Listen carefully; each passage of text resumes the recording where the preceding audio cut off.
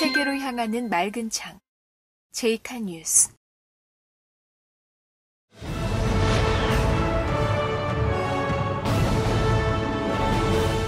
그 때문에 아무래도 시끄러운데 구입장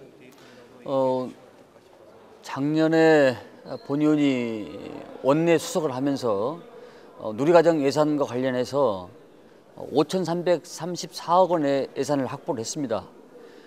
여당 김재원 수석과 함께 이것이 일회성으로 끝나지 아니하고 계속 사업으로 정부가 대통령이 공약 사항이기 때문에 계속 사업으로 간다라는 그런 취지에서 서명을 했던 것입니다.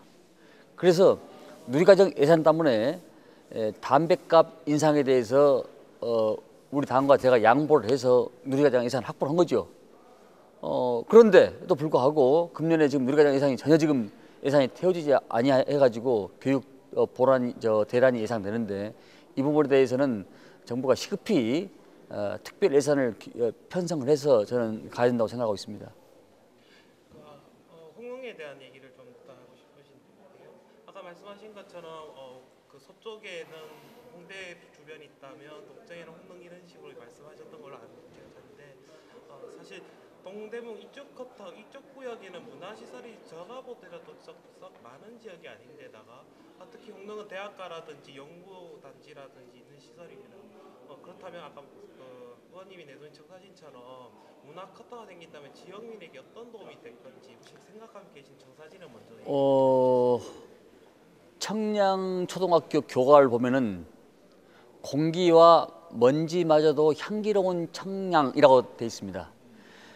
자연적인 천혜의 조건이 그 어느 곳보다도 좋은 곳이 바로 이 청량리의 중심인 홍릉입니다.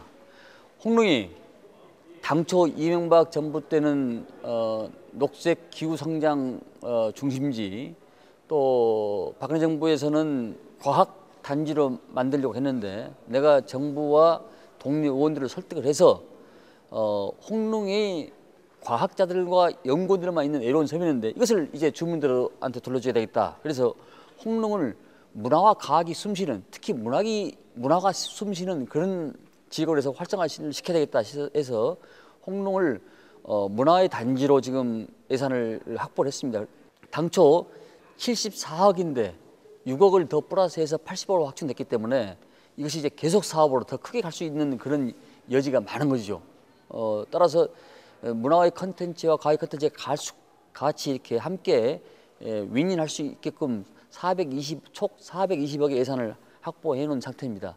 그래서 아마 이 거리가 제2의 대학로가 되지 않을까라는 그런 조심스러운 전망을 해봅니다.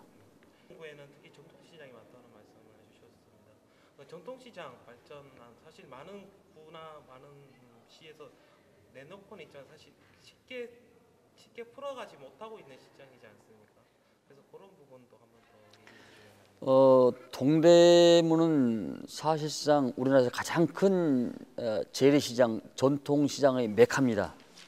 이것을 잘 활용을 하면은 외국 관광객들이 와서 눈으로 보고 입으로 맛을 보고 귀로 듣고 할 수 있는 여러 가지 이 산업적인 요소들이 굉장히 많은 지역입니다. 따라서 동대문은 과거와 현재와 미래가 숨을 수 있는 그런 참 유일한 공간에도 저는 과언이 아니라고 생각합니다. 따라서 손님들을, 내방객들을 유치를 하려면은 먼저 청결해야 되겠다, 이런 차원에서 약 9개 정도에 있는 그 전통시장을 6개, 7개 정도를 현대화 사업을 마쳤거나 지금 진행되고 있거나 예산을 확보된 상태이기 때문에 이제 거리가 깨끗하고 주변 상가가 청결하면은 자연적으로 사람들이 몰려와서 돈을 쓰고 인파가 많이 몰릴 거고 또 외국의 관광객들도 많이 올 거라고 저는 생각을 갖고 있습니다. 이 지역이 조금 전에 우리가 468억의 한방진흥센터가 내년 연초에 완공이 되기 때문에 그렇다면 그거와 같이 이렇게 시너지 효과가 낼 수 있는 여러 가지 대내적인 외적 요건들이 갖춰지는 것이죠. 실질적으로 가보면 운영이 잘 안 되는 곳들이 사실 많거든요. 그냥 기존의 아파트 단지에 그 공간만 들어서 있지 운영안까지는 사실 못 본 것 같더라고요. 책은 지혜의 보배입니다.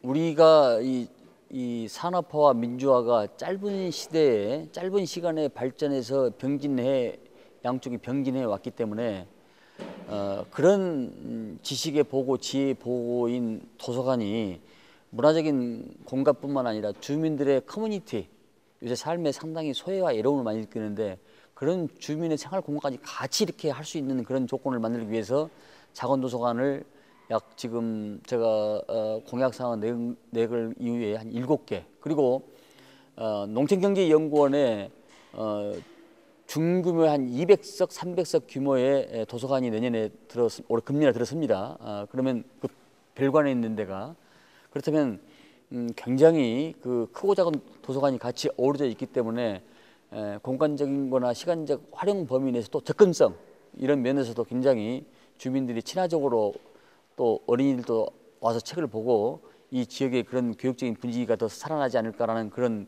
기대를 갖고, 무엇보다도 기성세대들이 그곳을 활용을 해서 어린이들이 같이 이렇게 볼 수 있는 모범적인 것을 보여줘야 된다고 생각하고 있고, 아무리 여건이 많이 갖춰져 있어도 사람의 작용이 하지 않으면 그것은 사상 누각이기 때문에 그런 역할을 먼저 어른들이 해야 된다고 생각하고 있고, 어쨌든 간에 주민들이 만족을 할 때까지 도서관 확충은 계속 할 겁니다.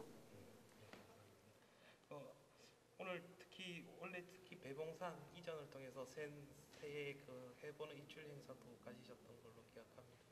그 배봉산 이전 3년인가요? 3년 동안 많이 애쓰신 것 같은데 거기 감회나 얘기 좀 더 해주실까요? 당초 배봉산에 있는 군부대 이전은 주민 10명이면은 9명 이상은 불가능하다고 이전 자체가 불가능하다고 그렇게 판단을 하고 있었습니다. 그러나 인간이 하는 일이 어찌 불가능한만 있겠습니까? 그래서 저는 여러 기관과 국방부와 수도방위 사령부를 설득을 해서 새로운 신무기 체계를 갖춰주고 그곳을 주민 품으로 돌려준 것이죠.